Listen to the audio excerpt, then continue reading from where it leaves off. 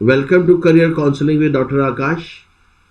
सवाल है क्या बनोगे मुन्ना? इतने सारी लाइंस है और इतना पढ़ना पड़ रहा है, इतना कंपटीशन है, कट थ्रॉट कंपटीशन है, ये करे या ये ना करे। वो एक बहुत बढ़िया शेर मुझे याद आता है। वो शायर कहता है, गम तुमसे बिछड़ने का गवारा तो नहीं है, गम तुमसे बिछड़ने का गवारा तो नहीं है, लेकिन कोई इसके सिवा चारा तो नहीं है। हम ऑल्टरनेटिव ऑप्शंस की बात करेंगे अपने चैनल पर कि क्या और भी ऑप्शंस हो सकते हैं, छुपे हुए हैं, हमें पता ही नहीं है, हमें मोटी मोटी लाइन ही पता है। तो इधर हम एक लाइन की बात करें, वो है एक्चुअरियल साइज। ये क्या होती है भाई? सबसे पहले तो हम सबको पता है कि चार्टर्ड अकाउंटेंट क्या काम करता है। ही handles financial impacts of events that have already occurred. जो हो चुका उसकी अकाउंटिंग करेगा। ठीक बात है। अब एक्चुअरियल साइंस में क्या आता है जी?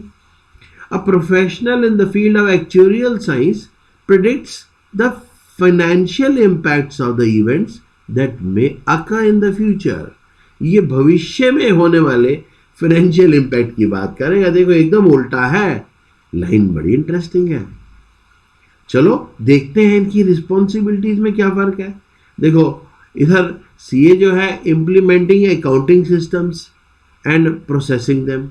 एक सेट अकाउंटिंग सिस्टम है इनकी बॉडी का, ये उसको ही फॉलो करेगा। ठीक बात है। मगर एक्चुअरियल साइंस में it will determine the interest rate for insurance policies for customers. Insurance industry बहुत बड़ी इंडस्ट्री है जहाँ एक्चुअल साइंस एक्सपर्ट की आवश्यकता और ये बूम पर है। अच्छा, उधर reviewing and releasing online banking payments, financial इसके अकाउंटिंग पार्ट जो है वो सीए देखेगा। ठीक बात। इधर एक्चुअल साइंस में he will design financial policies and monitor them ensuring enough funds in a company। Financial policies भविष्य के लिए बनाएगा और मॉनिटर करेगा उसको। इधर चार्टर्ड अकाउंटेंट जो है ये फाइनेंशियल रिपोर्ट्स बनाएगा, बजट रिपोर्ट बनाएगा। इधर ये डील करेगा इंश्योरेंस में रिस्क कहाँ कहाँ है और हम रिस्क से कैसे बच सकते हैं, मिनिमाइजिंग लॉसेस। ठीक बात। इधर जो चार्टर्ड अकाउंटेंट है ये इसको कंप्लायंस करना पड़ेगा विद स्टेट रेवेन्यू सर्विसेज। जो स्टेट की रेवेन्यू सर्विसेज उसके हिसाब से इंश्योरिंग करना पड़ेगा अपने काम को। और इधर इनको देखना है, फोकस करना है in predicting financial risk while designing insurance policies and events like illness, death. क्या क्या इसमें रिस्क हो सकता है इसको। इधर researching and resolving accounting and tax issues affecting a firm. ठीक बात है। जो भी टैक्स रिलेटेड इश्यूज है ये सब देखेगा। और यहाँ पर ये risk assessment to be done by actual scientist. Difference तो है, बड़ी फाइन लाइन है और इसलिए जॉब अपॉर्चुनिटीज में भी देखो फर्का है। हम ये देखते हैं कि अब कैसे हम इसके एग्जाम्स को क्रैक करें और क्या ड्यूरेशन है। जैसे चार्टर्ड अकाउंटेंसी में ड्यूरेशन देखो, वैसे तो कुछ भी नहीं है, आप जब तक चाहें आप पेपर दे सकते हैं। इधर एक्चुअल साइंस में भी आप दे सकते हैं। यहाँ पर हमारे पास इंस्टीट्यूट है चार्टर्ड अकाउंटेंट्स ऑफ इंडिया और यहाँ पर हमारे पास इंस्टीट्यूट है institute of actuaries of India. आप नेट पर चेक करें। यहाँ पर हमारे पास 3 लेवल्स हैं कोर्स को कंप्लीट करने के सीए के, और यहाँ पर हमारे पास 15 प्रेस्क्राइब्ड सब्जेक्ट्स हैं। ठीक है जी, इनको क्लियर करना पड़ेगा। यहाँ पर भी 4.5 साल से 5 साल का ड्यूरेशन लगता है सीए में, और इसमें भी 5 साल तक का टाइम मिनिमम लगता ही है। अच्छा, इसमें मैक्सिमम ड्यूरेशन 5 से 6 है। चलो कुछ तो मानोगे ना, कहीं तो रुकेंगे। यहाँ पर 8 साल तक है, आप पेपर देते रहो। अच्छा, एलिजिबिलिटी देखते हैं। दोनों में आप 10+2 के बाद पेपर दे सकते हैं। दोनों में मैथमेटिक्स चाहिए, मगर चार्टर्ड अकाउंटेंसी में आप ग्रेजुएशन में भी आप एंट्री कर सकते हैं। इसे डायरेक्ट एंट्री कहते हैं। यहाँ अकाउंटिंग सब्जेक्ट्स होगा आपके पास। और एक्चुअरियल साइंस में आपके पास स्टैटिस्टिक्स, मैथ्स का कोर काम है। अगर मैथमेटिक्स आपकी बहुत अच्छी है तो आप इस लाइन में आ सकते हैं। मिनिमम एज 18 है, इधर 17 है। और यहाँ पर जो स्किल रिक्वायर्ड है आपके पास, आपके मैथमेटिकल स्किल्स होने चाहिए, project management, keen analysis, excellent business sense, communication skills, computer skills. यहाँ पर आपके पास सीए में commercial awareness, analytical skill, leadership, time management, organisation, adaptability, openness. अच्छा, इधर एक्चुअल साइंस में आपके पास एंट्रेंस टेस्ट का नाम है actual common entrance test, ACET। यहाँ CACPT है, ठीक बात है।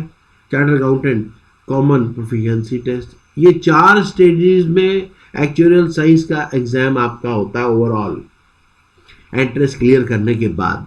जैसे पहला तो होगा core technical round, core technical paper, इसे CT कहते हैं। फिर कोर एप्लीकेशन CA, फिर स्पेशलिस्ट टेक्निकल, फिर स्पेशलिस्ट एप्लीकेशन। इधर आपके पास कॉमन प्रोफिशिएंसी टेस्ट है CPT, integrated professional competency IPCC, फिर उसके बाद फाइनल, ठीक बात है। अच्छा, यहाँ सेक्टर्स है, देखो किन किन सेक्टर्स में स्पेसिफिकली CA और स्पेसिफिकली एक्चुअल साइंटिस्ट या एक्सपर्ट की जरूरत पड़ती है। देखो हेल्थ इंश्योरेंस कंपनीज में, लाइफ इंश्योरेंस कंपनीज में, रिस्क एनालिसिस में, फिनेंस में, साइंटिफिक एंड टेक्निकल सर्विसेज में भी एक्चुअल साइंस एक्सपर्ट जरूरत होता है। इधर CA तो banking, insurance, auditing firm, tax advisory firms, income tax department, stock broking, asset management, law firms, CA firms, right, auditing firms तो हो ही गया, फिनेंस कंपनीज और कॉर्पोरेट हाउसेज, सब जगह आवश्यकता होती है। अच्छा, यहाँ पर देखिए फिर कुछ स्पेसिफिक फील्ड्स हैं। यहाँ पर हेल्थ इंश्योरेंस एक्चुअरी होता है, लाइफ इंश्योरेंस एक्चुअरी होता है, pension and retirement benefits actuary होता है, property and casualty insurance actuary होता है, एंटरप्राइज रिस्क एक्चुअरी होता है। ये लाइन्स इसमें आती हैं। यहाँ पर ऑडिटर होता है, एंटरप्रेन्योर होता है, चार्टर्ड अकाउंटेंट होता है, एक्चुअली प्रोफेशनल हो सकता है। ये लाइन कहीं ना कहीं मिलती तो है ही है ना, क्योंकि फाइनेंशियल एक्सपर्ट तो दोनों ही हैं। Cost accountant, company secretary, partner and at consultancy firm, investment banker, civil servant, कुछ भी लाइन आप इसके बाद ले सकते हैं। अब देखिए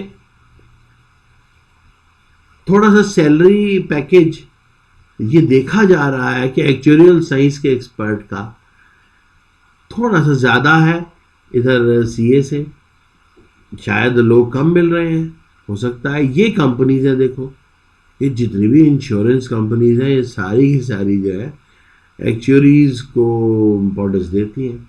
इधर आपके पास ये सब कंपनीज है, देखो CA के लिए तो पूरा संसार है।